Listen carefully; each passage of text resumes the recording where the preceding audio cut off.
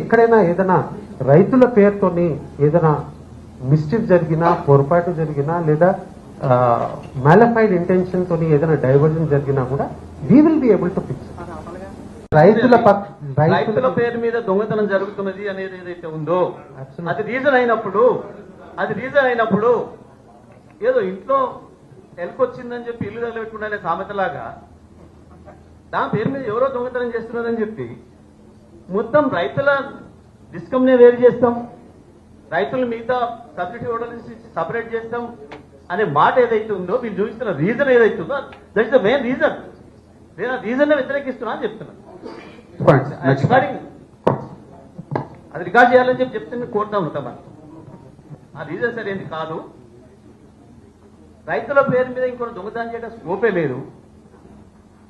Thefting అనేది ఇప్పటి వరకు రైతుల పేరు మీద ఫలానా వాడు చేసిండు అనేది ఒక్క థెఫ్టింగ్ కూడా పట్టుకోలేదు ఇప్పటి వరకు 20 ఏళ్ళు, 30 ఏళ్ళు, 40 ఏళ్ళు, 50 ఏళ్ళ చరిత్రలో.